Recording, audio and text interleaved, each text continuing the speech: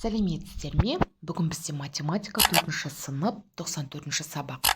Пікірлердің ақиқаттығы және жалғандығы. Бірінші тапсырма сурет бойынша ақиқат пікірлер құр. Бізде суретте, мына бірінші суретте үтік өртеніп жатыр, иә? Үтік күйіп жатыр. Одан кейін газымыз жанып жатыр. Отымыз өртеніп жатыр. Оны ешкім жаңағы өртті ешкім тоқтатып жатқан жоқ, иә, сөндіріп жатқан жоқ. Ал төртінші суретте шырша жанып кетті. Енді бізде ақиқат пікір құратын болсақ, үтік күйді, газ жанды, отты сөндірмеді деуге болады, иә, ақиқат болады. Және шырша жанып кетті, өртеніп кетті деуге болады. Екіншісі, пікірлерді оқып, олардың ақиқаттығын немесе жалғандығын анықта. Өрт кезінде 101-ге хабарлас. Өрт кезінде үйде жасырыну керек. Өрт тілсіз жау. Өртті өрт сөндіргішілер сөндіреді. Өрт сөндіргіш құралды қол жетпейтін жерде сақтау керек. Яғни бұл жерде біріншісі өрт кезінде 101-ге хабарласу керек, ол ақиқат. Өрт кезінде үйде жасырыну керек, бұл жалған, жасырынуға болмайды. Өрт тілсіз жау, бұл ақиқат. Өртті өрт сөндірушілер сөндіреді, бұл ақиқат. Өрт сөндіргіш құралды қол жетпейтін жерге сақтау керек, бұл жалған. Қол жетімді жерге сақтау керек, өйткені кез келген уақытта өрт болған жағдайда тез өшіретіндей. Үшінші тапсырма. Жалған пікірлерді оқы. Яғни бізде кез келген тіктөртбұрыш 3 төбесі бар. Тонна ұзындық өлшем бірлігі. 45 пен 10 сандарының қосындысы 54-ге тең. Яғни әрбір пікірді екендігі жалған сөзімен аяқталатын жаңа пікірмен алмастыр. Қандай пікірлер пайда болды? Қандай қорытынды жасауға болады? Кез келген тіктөртбұрыштың 3 төбесі бар екендігі жалған. Екіншісі, тонна ұзындықтың өлшем бірлігі екендігі жалған. Үшіншісі, 45 пен 10 сандарының қосындысы 54-ге тең екендігі жалған. Дұрыс пікірлер пайда болды, иә? Төртіншісі, жоққа шығар ойына екендігі жалған сөзімен аяқталатын пікірлер құр. Бізде дельфин орманда өмір сүреді, әтеш ұша алады, әлия балмұздықты ұнатпайды. 4 2-ге бөлінбейді, тауықтың 4 аяғы бар, театрда адамдар спортпен айналысады, мысық тышқанды ауламайды. Яғни дельфиннің орманда өмір сүретіндігі жалған. Әтештің ұша алмайтындығы жалған. Әлияның балмұздақты ұнатпайтыны жалған. 4-тің 2-ге бөлінбейтіні жалған. Тауықтың 4 аяғы бар екендігі жалған. Театрдағы адамдардың спортпен айналысатындығы жалған. Мысықтың тышқанды ауламайтындығы жалған екен. Бесінші есеп, ақиқат пікірлерді тап, егер пікір жалған болса жоққа шығар. Бізде берілген 12 саны екі таңбалы және жұп сан. 27 саны 9-ға бөлінеді және 30-дан үлкен. 36 мен 14 сандарының қосындысы 40-қа тең. 80 мен 15-тің айырмасы 80 мен 25-тің айырмасынан кем. 14 және 25 3 таңбалы сандар. 19 және 18 сандарының қосындысы 37-ге тең. Кез келген тіктөртбұрыш шаршы бола алады.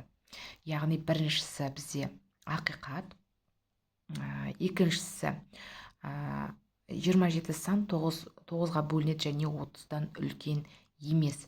Бұл яғни біз дұрыс пікірді жаңағы егер жалған болса жоққа шығаруымыз керек. Яғни бірінші бізде 27 сан 9-ға бөлінеді және 30-дан үлкен, бұл жалған болды. Біз үлкен емес деп өзгерттік. 36 мен 14 сандарының қосындысы 40-қа тең емес. 80 мен 15-тің айырмасы 80 мен 25-тің айырмасынан кем емес. 14 және 25 3 таңбалы сандар емес. 19 және 18 сандарының қосындысы 37-ге тең. Ақиқат, кез келген тіктөртбұрыштың шаршы болатындығы жалған. Алтыншы есеп. Әр есепке лайықты сызба мен теңдеу таңда. Қала мен ауылдың ара қашықтығы 210 километр. Студент қаладан ауылға бару үшін алдымен 50 километр сағат жылдамдықпен жүретін автобусқа отырды. Қалған 60 километр жолды ол жол жөнекей кездескен машинемен жүрді. Студент автобуспен қанша сағат жүрді? Яғни бізде сызба яғни 210 километр ара қашықтық, 50 километр көбейту x сағат 60 километр. Теңдеуіміз бізде 50 көбейту x қосу 60 тең 210. Сонда бізде 3 сағат болған екен. Студент автобуспен жаңағы ауылға бару үшін 3 сағат жүрген екен. Екіншісі, қала мен ауылдың ара қашықтығы 210 километр. Студент қаладан ауылға бару үшін 50 километр сағат жылдамдықпен жүретін автобуспен 3 сағат жүрді. Қалған жолды жол жөнекей кездескен машинемен жүрді. Студент машинемен қандай ара қашықтығы жүріп өтті? Яғни бізде бұл жерде теңдеуіміз 50 көбейту 3 қосу x тең 210. Бізде теңдеуіміз 60 километр. Кері есеп болды. Студент машинемен 60 километр ара қашықтықты жүріп өткен екен. Бізде 7-ші есеп. Табиғат зерттеушілеріне көбінесе әртүрлі есептерді жиі шығаруға тура келеді. Оларға көмектес, есептерді шығар, өрнектерді жаз. Біріншісі, инелік қанатын секундына 1600 рет қағады. Ол 1 минутта қанатын неше рет қағады? Яғни 1 секундта 1600 рет қағатын болса, 1 минутта 60 секунд бар. 1600-ді 60-ға көбейтеміз, 96.000 рет қағады екен. Әсі, сона 3 сағатта 27 километр жерді ұшып өтеді. Оның жылдамдығы қандай? Ара қашықтығы 27, 3 сағатта. Жылдамдығын табу үшін ара қашықтықтан уақытты бөлеміз. 27-тен 3-ті бөлгенде 9 километр сағат екен жылдамдығы. Б-сы, Лашын 60 километр сағат жылдамдықпен ұшады. Ол олжасын аулаған кезде оның жылдамдығы 5 есе артады. Лашынның олжасын аулау кезіндегі жылдамдығы қандай? Яғни В1 60 километр сағат, В2 белгісіз, бірақ 5 есе артық. 60-ты 5-ке көбейтеміз, 300 километр сағат. Лашынның олжасын аулау кезінде 300 километр сағат жылдамдыққа дейін барады екен. 8-ші есеп. Есептеп дұрыстығын тексер. Бұл жерде бізде бөліге берілген есептер баған түрінде есептеп тексереміз. Бірінші есеп 8602-ні 17-ге бөлгенде 506 шығады. Тексеру үшін 506-ны 17-ге көбейтеміз, 8602 шығады екен. Дәл осы түрде қалған есептерді де бөліп, көбейту арқылы тексереміз.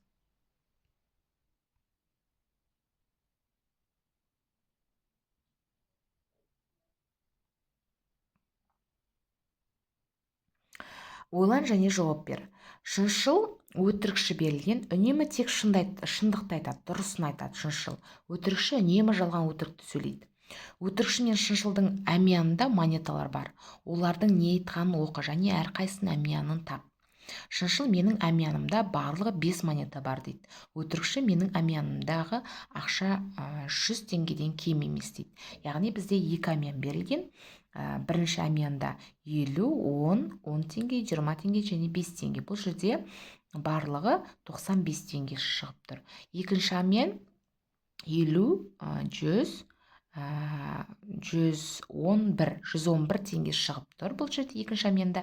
Яғни шыншылдың әрдайым шын айтатынына қарасақ, бізде жаңағы 5 монета бар дейді.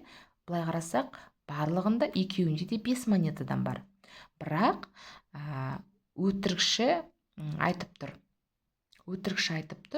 100 теңгеден кем емес деп тұр. Сонда бірінші әмиян бізде өтірік айтып тұр. Бірінші әмиян бізде 95 теңге әмиянның ішінде. Сонда біз бірінші әмиянда әмиян өтірікшінің әмияны болып тұр. Екінші әмиян бізде шыншылдың әмияны болып тұр. 10-шы есеп. Әр пікірдің ақиқаттығын немесе жалғандығын анықта. Алдымен ақиқат пікірлерді жаз. Содан кейін екендігі жалған сөзінің көмегімен жалған пікірлерді ақиқатқа айналдыр. Оларды жаз. Яғни бізде қаңтар айында 32 күн бар. қайың жалпақ жапырақты ағаш, ара жәндік, 99 ең үлкен екі таңбалы сан. Яғни біз бірінші ақиқаттарды жазып алу үшін қайың жалпақ жапырақты ағаш бұл ақиқат. Ара жәндік ақиқат, 99 ең үлкен екі таңбалы сан ақиқат, 120 саны 60-тан 2 есе артық ақиқат. Яғни жалғанды да жалған пікірлерді біз екендігі жалған сөзінің көмегімен ақиқатқа айналдырып жазуымыз керек.